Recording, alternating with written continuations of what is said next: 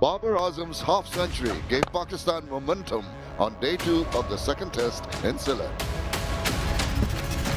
But Bangladesh fought back to bowl them out for 232 and enter their second innings with a 46-run lead.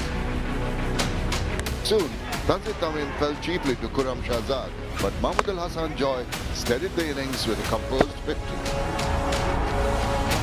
By stumps, Bangladesh were 110 for 3, leading by 156. Day 3 promises more action as Bangladesh look to build a big lead, while Pakistan aim for early breakthroughs. This is Test cricket at its best, so stay tuned because you don't want to miss it. Very good morning from the Sylhet International Cricket Stadium. We're all set for play on day 3 in the Dutch Bangla Bank Test series between Bangladesh and Pakistan. That's what's transpired in the first 2 days. 278 posted by Bangladesh, and Pakistan just a tad short, 232. Bangladesh in their second innings, 110 for 3, and the Bangladesh lead by 156 runs.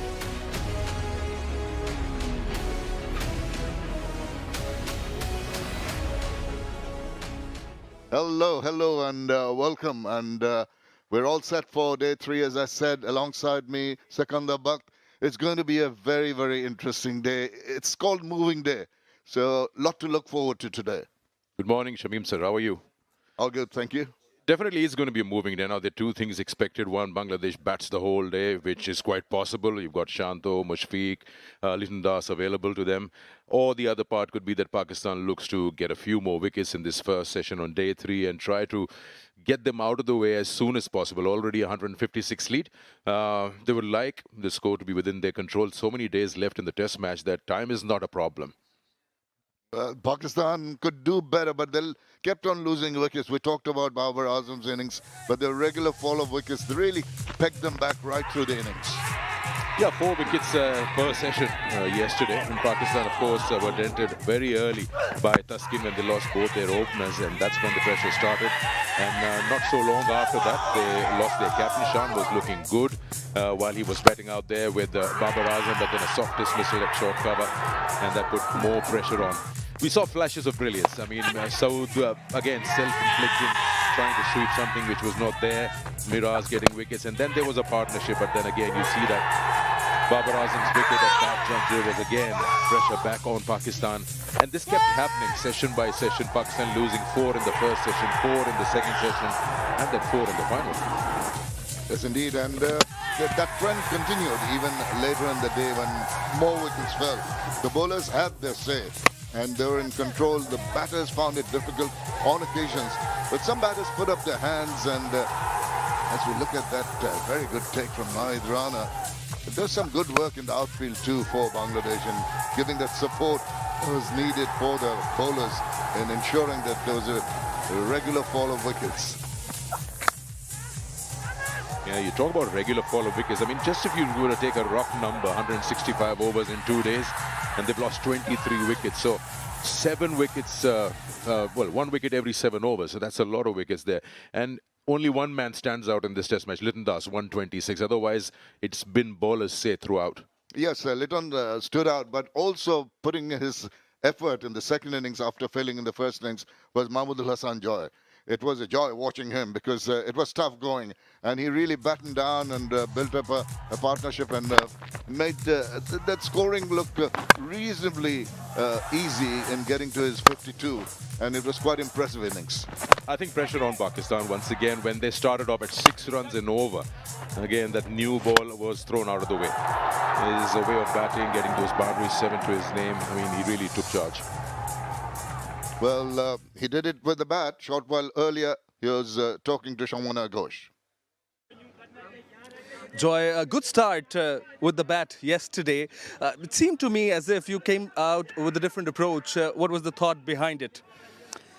I try to play my natural. Last few innings I'm a bit shaky, so I try to play my natural game because in last test series I scored big innings here, so I remembered that and I saw some previous videos.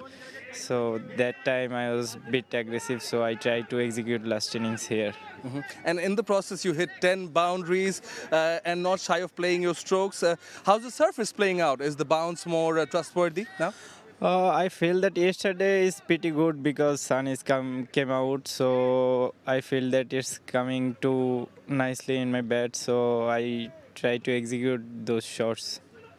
And as a team, do you have a figure in mind in terms of setting the target, or how long do you plan to bat? Actually, we didn't plan at all, just bat because it's just a day three. We batted in any third inning, so how long we bat, it will score big, so it will come easily. Thank you for your time. Thank you. Well, a confident young man, and his team needs to sort of back out. Bangladesh losing 3 wickets, so that'll peg them back, particularly the loss of Mominul's wicket at the fag end of the day. Yeah, you're right about that. We'll come back to that later. Here, Tanzir looks like an attacking batter, getting a leading edge there, closing the face of the bat.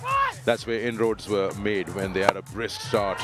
And then later on, not so long after that, a very good catch taken at deep square to dismiss the other opener. And this was a big one. A little seam movement right in the last few deliveries of the day's play. And Mominul was, well, asked to leave for the dugout. That was a big dent. Just to finish the day off, Pakistan would feel they've got a certain level of momentum.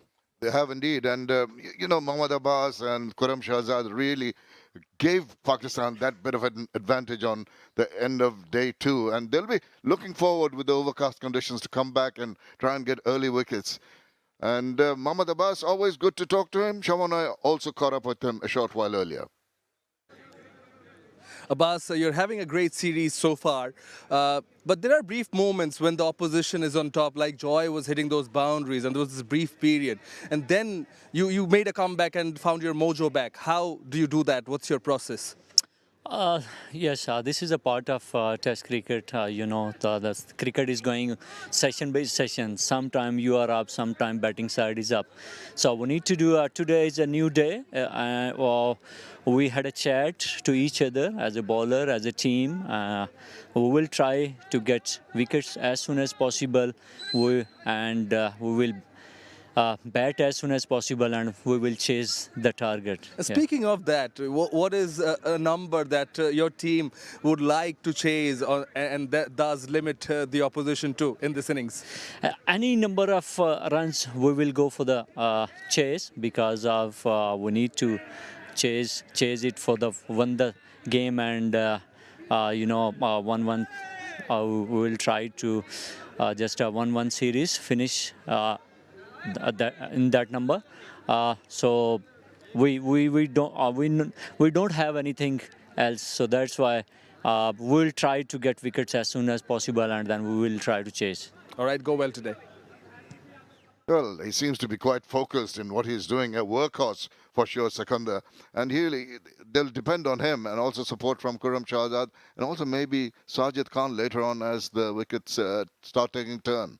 Yeah, the key would be this first hour on day 3. They need to make sure that they make further inroads, further dent the opposition, because Shwiker Rahim is yet to face a delivery. Shanto is fairly new, he's just 13, not out.